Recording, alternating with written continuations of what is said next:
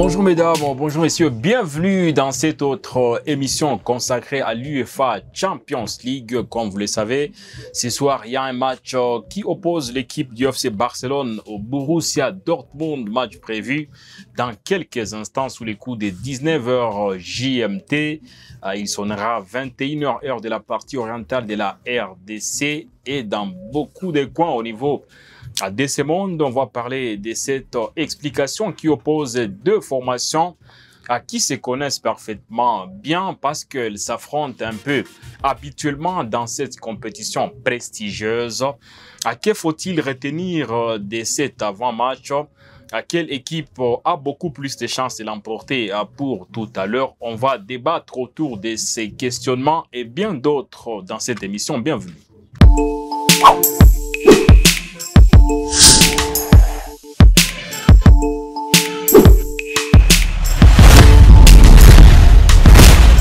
Et pour en discuter, je suis une fois de plus avec Gaëtan Kombi. Bonjour Gaëtan et bienvenue.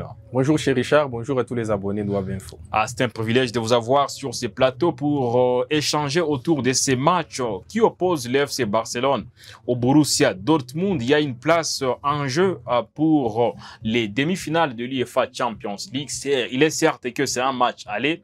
Il y aura une rencontre de réciprocité prévue certainement en Allemagne. Mais déjà pour le match de tout à l'heure qui est au menu au stade olympique Lius Compagnis, nous sommes dans la montagne de Montjuïc. Selon vous, quelles sont les forces en présence pour les deux formations? Déjà, historiquement parlant, le Barça, quand même, c'est une équipe qui pourrait découvrir ou redécouvrir la finale de la Ligue des Champions cette saison parce qu'elle en a les moyens. Ça fait 10 ans que le Barça est à la recherche de cette prestigieuse place en Europe. Maintenant, parlant des forces en présence, on est en face là d'une équipe du Barça qui a survolé totalement la phase classique de la Ligue des Champions. Face à elle, il y a une équipe du Borussia Dortmund qui a tâtonné et qui aujourd'hui en championnat est quasiment à la ramasse, bien qu'actuellement on sent que la dynamique commence à prendre depuis l'arrivée de Niko Kovac. Mais on se rend compte qu'il y a un gros déséquilibre en termes de niveau actuellement entre le Barça et le Borussia Dortmund que sur papier.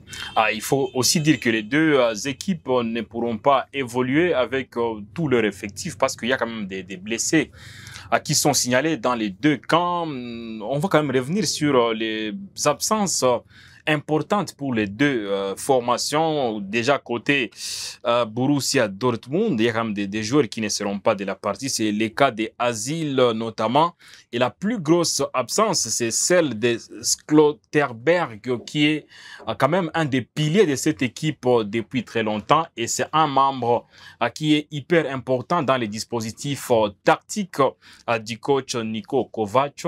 Ça va être hyper compliqué pour les coachs Kovac d'évoluer sans ces défenseurs, ces géants défenseurs. Oui, justement, parce que vous vous rappellerez très bien que la force du Borussia Dortmund la saison passée, la saison qui les a vus se qualifier jusqu'en finale de la Ligue des Champions, c'était avant tout la défense. Ils avaient une défense en béton composée de l'expérimenté Mats Hummels et Schlotterberg qui viennent de se blesser malheureusement. Et Niklas Süle aussi. Niklas Süle aussi qui rentrait un peu dans la rotation.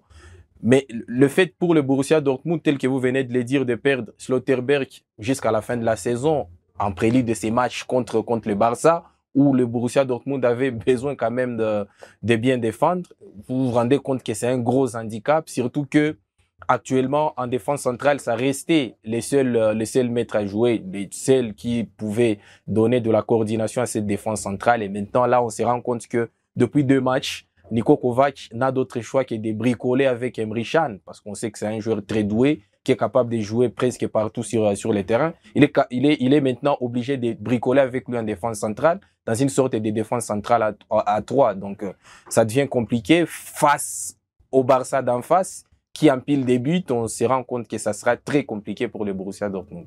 Il faut noter que dans cette équipe du Borussia Dortmund, Schlotterberg, c'est un joueur quand même qui est très important pour cette formation allemande, puisque déjà c'est lui qui évolue dans ces dispositifs de 3-5-2. Derrière, il évolue comme axial gauche. Et c'est ça le véritable problème. Parce que oui, il faut dire que dans cette équipe, il y a beaucoup de défenseurs, mais les défenseurs centraux gauche, il n'y en a presque pas. Il n'y en a presque pas. Voilà pourquoi je venais de dire que Niko Kovac est aujourd'hui obligé de bricoler avec une défense à 3. Il n'a pas d'autres alternatives parce que techniquement parlant, il n'a aucun défenseur central de métier disponible. Raison pour laquelle aujourd'hui, il n'a d'autre choix que de bricoler avec 3 défenseurs centraux. C'est-à-dire, l'Algérien Ben Sebaini joue comme axial gauche, si je peux le dire ainsi, dans cette défense à 3. Et maintenant, Emre Can dans l'axe et Ayton à droite. Donc, ça devient compliqué pour lui de faire des choix sur ces postes-là. Mais comme on le dit souvent, faute de grives, on mange les mers. Il n'a d'autre choix que d'utiliser les ressources qui sont à sa disposition, et ceux qui sont à sa disposition sont 3 là. Et heureusement qu'ils ont fait des bons matchs avant d'affronter le Barça, donc ils arrivent un peu dans une sorte de confiance. Mais tel que je l'ai dit, face au Barça, ça sera très difficile parce que offensivement, c'est très fort du côté des hommes d'Hansi Flick. Le Barça également qui n'est pas épargné en termes d'absence, puisque l'équipe catalane va évoluer sans quand même certains de ses joueurs clés. C'est le cas de Olmo qui est absent depuis déjà quelques moments, mais aussi on signale l'absence de Marc Casado qui est aussi out pour le match de ce soir. Ces 2 joueurs sont quand même aussi d'une valeur extrême pour l'équipe du FC Barcelone. Justement, au milieu de terrain, on sait que la principale force du Barça, c'est le milieu de terrain parce que c'est un club qui a la culture de la possession, qui a la culture un peu dominatrice du jeu. Et que donc, lorsque vous avez des joueurs comme Olmo, qui, certes, au début de saison, avait du mal à s'intégrer dans ces collectifs-là, mais qui, au fil de match, sont arrivés à s'intégrer dans ces collectifs-là, où ils rentraient quelquefois dans la rotation ou quelquefois aussi titulaires. Lorsque vous ne les avez pas, Casado aussi qui a fait un gros boulot lors de la première partie de la saison. Donc c'est aussi un gros handicap. Et si j'ai bonne mémoire, je crois que Koubarsi aussi pourrait être absent parce que je me rappelle, il a pris un carton rouge lors du dernier match du Barça face au Benfica. Donc ces 3 absences-là sont significatives, mais au vu de l'effectif du Barça, qui est, à mon avis, colossal en termes de niveau. Il y a quasiment tous les postes qui sont doublés, voire triplés. Surtout au milieu des terrains, il y a beaucoup de pièces de réchange.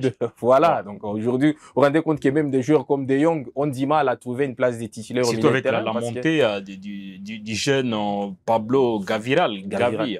Il est tout feu, tout flamme dans cet entrée-jeu.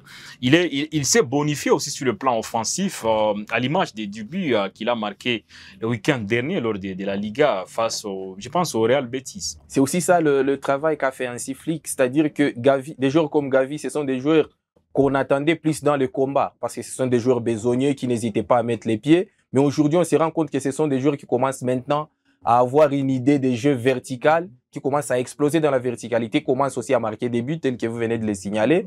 Et que donc, c'est tous ces joueurs-là, ces collectifs, notamment au milieu de terrain, qui fait que le Barça est devenu quasiment injouable parce que il y a toutes les pièces de réchange un peu partout. Au milieu de terrain, c'est quasiment les milieux de terrain les plus pourvus en Europe en termes de qualité. Et que donc, ces 3 absences-là côté Barça, peut-être la plus significative serait celle de Koubarsi parce qu'il faudrait gérer la profondeur, notamment avec des attaquants de Dortmund comme Karim Adeyemi qui vont très vite. Mais au milieu de terrain, moi, je pense que l'absence de Casado et de qui d'autre? Casado et Olmo, je pense que Hansi Flick n'aura pas trop de soucis à se faire. Déjà, cette équipe de Borussia Dortmund est vraiment malade au niveau du championnat allemand de football, la Bundesliga. Dortmund n'occupe que la 8e position avec 41 points. Au bout quand même des 28 matchs disputés, Borussia Dortmund, c'est 52 buts marqués contre 48 encaissés. C'est une équipe vraiment malade en Bundesliga qui n'a que la Ligue des Champions pour espérer être européen, si pas européenne, la saison prochaine. Et bizarrement, c'est le contraste qu'il y a entre les niveaux de Borussia Dortmund en Bundesliga, en championnat, et le Borussia Dortmund en Ligue des Champions qui est étonnant parce que nous-mêmes, on s'étonne avec telle statistique, une équipe qui a encaissé plus de 40 buts jusqu'à là en championnat, on s'étonne de la voir en quart de finale de la Ligue des Champions, presque à la porte de la demi-finale de la Ligue des Champions. Ça veut dire aussi une chose, que c'est un club qui a une histoire en Ligue des Champions. Ils ont été finalistes la saison dernière. Il n'y a pas 10 ans, ils avaient aussi été finalistes. Disons, il y a un peu plus de 10 ans, en 2013, je pense, ils ont été aussi finalistes. Donc, ils connaissent un peu plus la Ligue des Champions que les championnats nationaux. Mais après, moi, je trouve que ces déséquilibres-là qu'il y a, notamment défensivement, où c'est vraiment criant, ça peut faire qu'il puisse exploser aujourd'hui face au Barça. Moi, j'ai peur parce que le Barça, aujourd'hui, sa marque et des fabriques, c'est que c'est une équipe qui terrifie tout le monde. Lorsque vous commencez à jouer face au Barça, vous ne vous posez pas la question de savoir si vous allez gagner ou perdre. Vous posez plutôt la question de savoir de quelle façon vous allez perdre. Et généralement, ça terrifie les adversaires. Raison pour laquelle vous vous rendez compte que lorsque vous sortez du match du Barça en ayant perdu 15-0, vous prenez ça pour un résultat positif. Donc, lorsqu'en face, il y a une défense en carton comme ça, c'est très compliqué. C'est un FC Barcelone en mode rouleau compresseur, s'il faut quand même le mentionner ainsi, puisque le FC Barcelone, c'est l'équipe qui occupe la première position en Liga, le championnat espagnol de football de première division. Barça, c'est quand même 30 matchs joués pour 63 points exactement, 83 buts marqués contre seulement 29 encaissés. C'est un rouleau compresseur, cette équipe. Justement, un rouleau compresseur, mais depuis 1 ou 2 semaines, je ne vais pas attribuer ça à une circonstance particulière, mais depuis le retour des trêves, j'ai l'impression qu'il y a une petite... Je ne sais pas si ils étaient en train de se ménager pour ces rendez-vous de Ligue des Champions, mais j'ai l'impression qu'il y a une petite baisse des régimes. Bien sûr, ils ont fait l'essentiel face à l'Atlético Madrid en allant se qualifier pour la finale de la Coupe du Roi.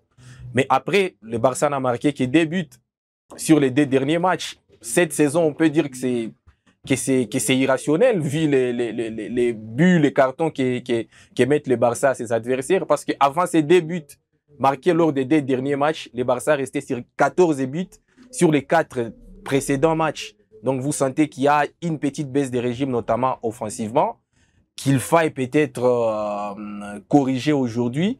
Le match d'aujourd'hui nous permettra un peu de savoir si cette baisse en régime offensif du Barça est due à un problème interne ou au fait que les adversaires défendent très bien. Parce que Dortmund, tel que je venais de le dire, c'est une défense à carton. Et je ne vois aucune excuse pour le Barça de ne pas faire le carton face à cette équipe du Borussia Dortmund, surtout à domicile. Le Barça qui s'est heurté quand même en championnat sur un gros morceau, le Real Betis, un but partout à l'arrivée pour cette explication. Est-ce qu'on peut quand même établir une certaine similitude entre le Real Betis et le Borussia Dortmund? Le Real, il y a trop peu de similitudes parce que le Real Betis, c'est une équipe qui reste quand même sur 7 ou 8 matchs sans défaite en championnat. Cette équipe, sur ces 7 ou 8 matchs sans défaite en championnat, elle a quand même joué le Real, elle a joué les derbies face au FC Séville, elle a joué aussi le Barça. Donc c'est une équipe qui reste sur une très bonne forme. Mais là, je voulais qu'on analyse beaucoup plus la similitude en question sur le plan du contenu des jeux, pas forcément sur le plan comptable. Mais moi, je pense que d'une part, il y a une équipe qui s'est totalement diminuée par des blessures. Le Borussia Dortmund, qui s'était déjà diminué de l'été passé en vendant, en bradant la plupart de ses joueurs. Les forces en présence, il y avait Niklas Füllkrug qui était le meilleur buteur de l'équipe, qui est parti à l'été. On ne sait pas pourquoi il est parti. Il y a des joueurs comme Madsen qui sont partis à Aston Villa. Donc, vous avez le contraste entre une équipe du Borussia Dortmund qui s'est diminuée, contrairement à une équipe du Real Betis qui s'est étoffée par les arrivées notamment de Cédric Bakambu, les arrivées de Isco, les arrivées d'Anthony. Donc, c'est 2 mondes différents si vous me posez la question. Bien sûr, on va dire que lorsque c'est en interne, entre des équipes que espagnoles, là, il y a une autre réalité. Mais si aujourd'hui, il m'était demandé d'établir une similitude entre le Borussia Dortmund et les Betis Séville, je dirais que Betis est au-dessus du Borussia Dortmund, bien que Betis ne joue pas la Ligue des Champions. Mais en termes de fond, de contenu et de cohérence, c'est plus difficile pour le Barça, à mon avis, d'affronter Betis que d'affronter le Borussia Dortmund. Le Borussia qui est diminué sur le plan d'effectif parce qu'on a évoqué notamment l'absence de Schlotterberg qui s'est blessé au niveau des ménisques il y a de cela quelques semaines, si pas quelques jours, au niveau du championnat allemand de football de première division. Mais quand même, mine de rien, c'est une équipe qui est en train de monter tant soit peu en puissance dans cette Bundesliga. À l'instar, si pas à l'image de sa belle victoire allée, que cette équipe est allée quand même arracher sur les terres de Fribourg, match soldé sur la victoire de Borussia Dortmund. 4 buts à 1, si pas 1 contre 4, avec des buts inscrits notamment à part des joueurs comme Adeyemi, qui est un des joueurs à surveiller pour ce soir, mais aussi à Chukwemeka, et sans pour autant oublier l'arme, s'il faut le dire, l'arme dévastatrice du Borussia Dortmund, le Guinéen Serhou Guirassy. Ils sont quand même en train de monter en puissance, même si les championnats sont en train quand même d'aller vers la fin. Surtout que presque tous les attaquants ont marqué. Moi, je pense que c'était la dernière répétition avant d'affronter le Barça. Bien que Fribourg ne vaut pas le Barça, mais il fallait quand même se mettre un tout petit peu en confiance parce qu'avant même cette victoire face à Fribourg, ils avaient gagné face à Mayence, ce qui n'est pas aussi si facile que ça parce qu'au début de saison, ils n'arrivaient pas à faire des résultats pareils. Mais ils sont sur 2 victoires. Quoi de mieux que d'aller à Barcelone avec 2 victoires en poche, surtout lorsque vous appelez le Borussia Dortmund et que vous n'étiez pas en confiance tant que ça. Donc moi, je pense que c'est la dernière répétition, surtout que Niko Kovac a essayé son fameux 3-5-2 dans ces matchs-là, et ça a marché, il a marqué 4 buts, il en a pris 1. C'est à mon avis très positif avant d'aller à Barcelone, bien que Fribourg ne vaut pas forcément le Barça. Il n'y a pas de comparaison peut-être à établir entre les deux équipes, mais cette explication, ces disputes au stade olympique Luis Companys, nous sommes à Montjuic, un match aller disputé à Barcelone, un match retour en Allemagne. C'est ça un tout petit peu, c'est l'une des réalités du nouveau format de cette compétition, la Ligue des Champions. Difficile d'expliquer. Ben oui, difficile déjà. Mais mine de rien, quand même, c'est à l'avantage du Borussia parce que tout le monde connaît quand même la force de ces murs jaunes, les supporters du Borussia Dortmund, à domicile en plus. Ce sera peut-être un match hyper compliqué pour les Barcelonais. Il faut à tout prix l'emporter lors du match. Allez disputer tout à l'heure. Et surtout qu'on en connaît la magie. Ces stades-là, ça reste le premier ou le deuxième stade d'Europe le plus bouillant. Que ce soit le premier ou le deuxième. Ouais, si on met en compte Anfield de Liverpool. Donc, oui, c'est avantageux pour Dortmund sur papier parce que on sait que s'ils font un gros match, par exemple, si par miracle, ils parviennent à faire un match nul ou à ne perdre que par 1 but d'écart, on sait qu'il peut se produire un miracle lors du match retour. Et on sait tous que lorsque vous jouez dans vos propres installations avec un public acquis à votre cause, on l'a vu hier avec Arsenal notamment, on sait ce que ça vaut. Peu importe l'adversaire. Donc oui, c'est avantageux pour le Borussia Dortmund. On se serait dit peut-être, vu le parcours du Barça, que ça aurait été plus juste que les Barça commencent à Dortmund et finissent à domicile. Et on se rend compte que ce sont les aléas du tirage qui font que le Barça va finir à Dortmund. Mais j'ai plus de crainte pour Dortmund parce que sûrement que le Barça voudra prendre un matelas confortable aujourd'hui à domicile avant de se déplacer en Allemagne. Et pour ça, les Barcelonais sont très capables de le faire aujourd'hui. Vous n'êtes pas les seuls quand même à avoir peur, si pas avoir cette crainte-là pour l'équipe de Borussia Dortmund, puisque déjà les spécialistes du foot européen, si pas les statisticiens qui s'y connaissent, notamment ceux de Opta, ils ont quand même dévoilé des chiffres en termes de possibilités de victoire pour les deux équipes. C'est 76% de victoires pour l'FC Barcelone, seulement 10% des victoires pour l'équipe du Borussia Dortmund contre 14% des matchs nuls. C'est révélateur un peu du rapport de force, des états de forme des deux équipes. On sait aujourd'hui qu'en Europe, qu'importe l'adversaire, le Barça aura toujours plus de probabilités de gagner parce que s'il faudrait hiérarchiser les équipes européennes actuellement, vu que Liverpool ne fait plus partie de l'équation, vu que le Real est un peu, encore que le Real était déjà en dessous du Barça, mais le Real est presque déjà out, on peut placer maintenant le Barça au-dessus de tout le monde. Aujourd'hui, s'il y a un favori, un grand favori pour le titre final, c'est le Barça. Et peut-être on peut mettre le PSG, un tout petit peu l'Inter, mais le Barça est un peu au-dessus de tout le monde. Donc ces chiffres-là ne sont pas trompeurs. Ce sont des chiffres révélateurs de ce que valent les deux équipes actuellement. Il faut rappeler dans cette tranche que les deux équipes se connaissent pour s'être rencontrées au cours de la même saison.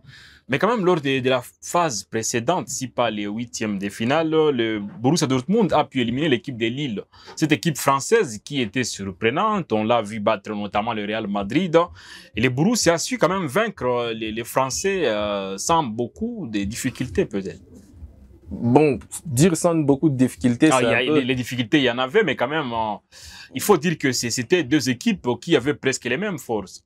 Justement, à un moment, on pensait que Lille était mieux armé, mieux armé que le Borussia Dortmund. C'est de cette magie-là du Borussia Dortmund version Ligue des Champions dont je venais de parler. C'est-à-dire que c'est une équipe qui peut avoir un visage fébrile en championnat, mais très compétitive en Ligue des Champions. Déjà, parvenir à se qualifier dans le nouveau format, avec la saison qu'ils font en championnat, c'est absolument un miracle. Donc, j'ai l'impression qu'ils ont maintenant, ils ont compris qu'en championnat, ils sont totalement déclassés, parce que huitième, aller jusqu'en quatrième position, accrocher la quatrième position qualificative pour la Ligue des Champions, ça leur sera très difficile.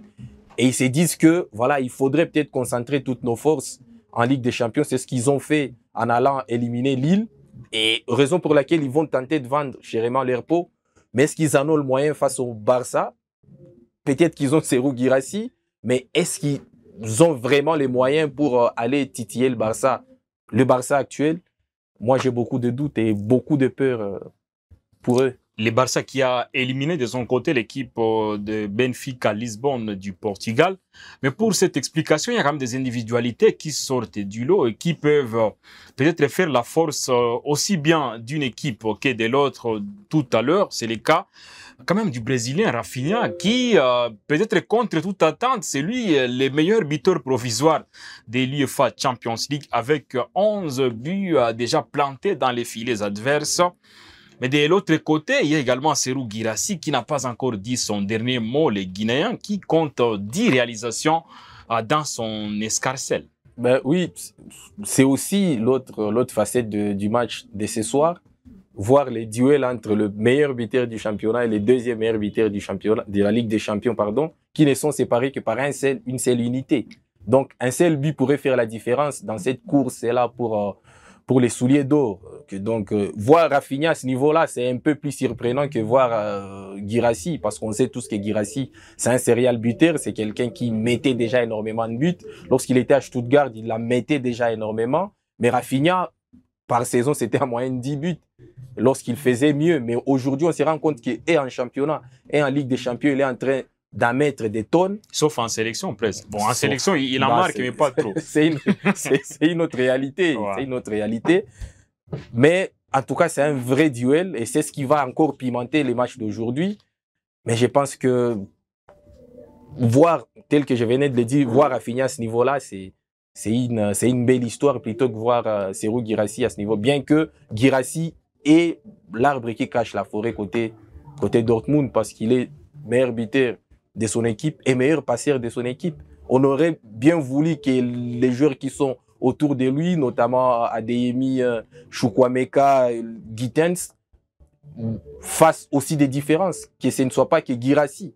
Parce que lorsqu'il sera cerné, ça sera très compliqué. On se rend compte qu'il est le seul, il est la seule arme quasiment pour le Borussia Dortmund. Surtout qu'il sera dans une forêt défensive de Barcelone avec Araujo notamment et bien d'autres joueurs.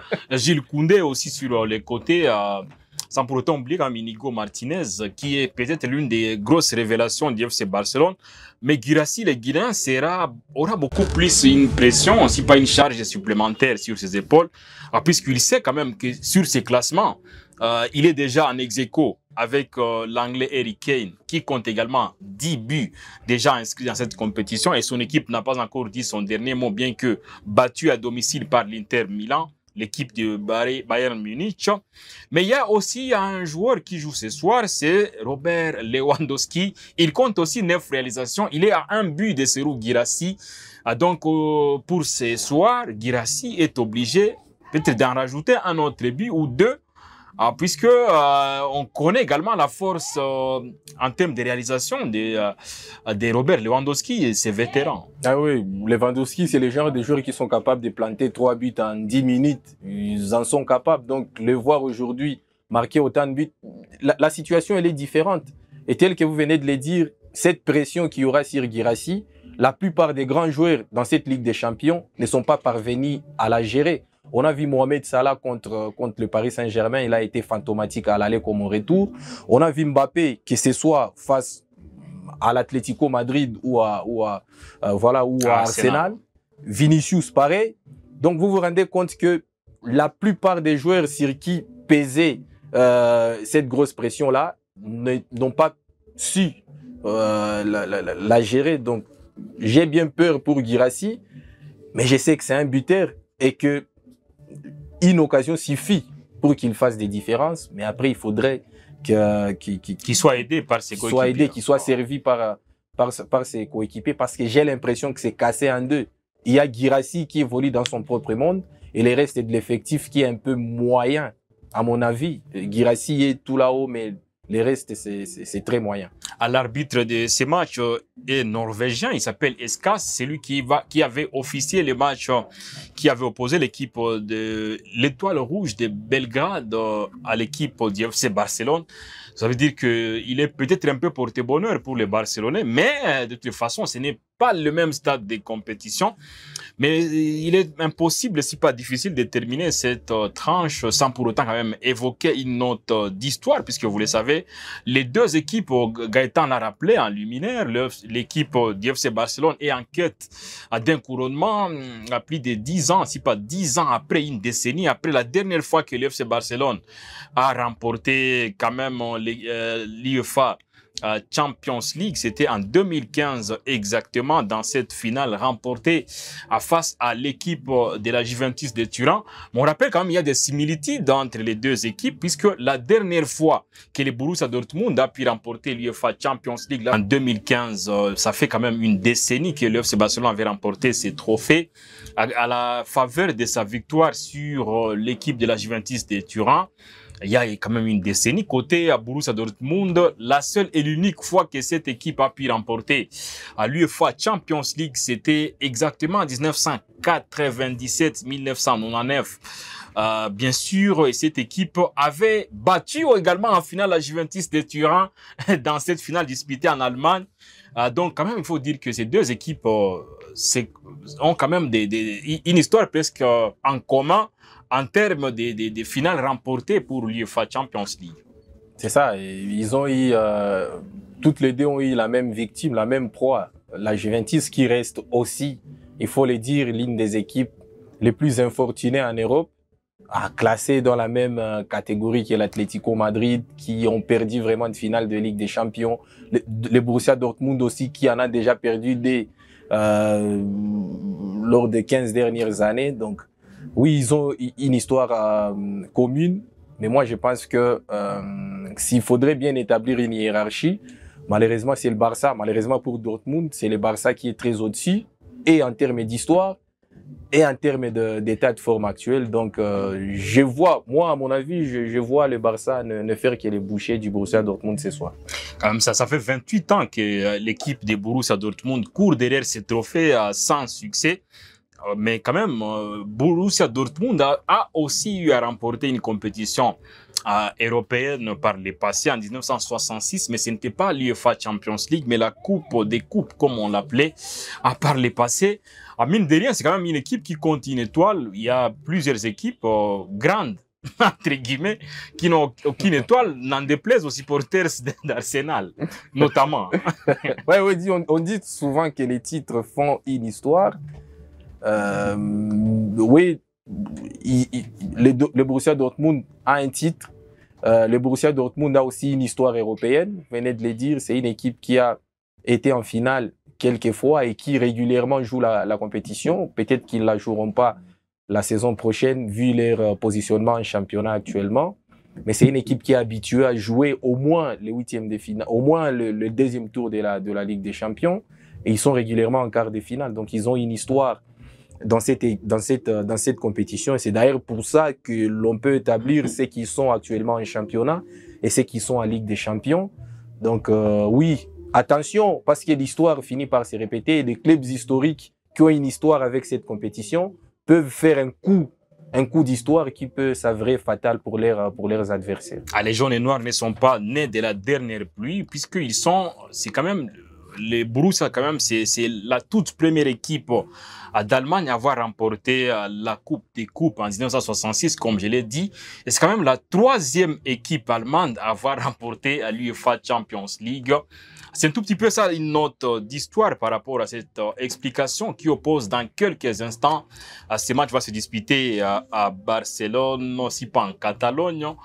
L'équipe de FC Barcelone accueille dans quelques instants le Borussia Dortmund dans un match qui peut déterminer sur la suite des compétitions. Déjà à partir de ce soir, on sera fixé sur l'enjeu de la rencontre de réciprocité qui ne pourra pas tarder à être organisée. Cette fois, ce sera au niveau d'Allemagne. Merci beaucoup Gaëtan d'avoir participé à cette émission. Merci beaucoup cher Richard, merci à tous les abonnés. On se retrouve la fois prochaine pour parler à d'autres sujets relatifs notamment à l'UEFA Champions League. Merci beaucoup.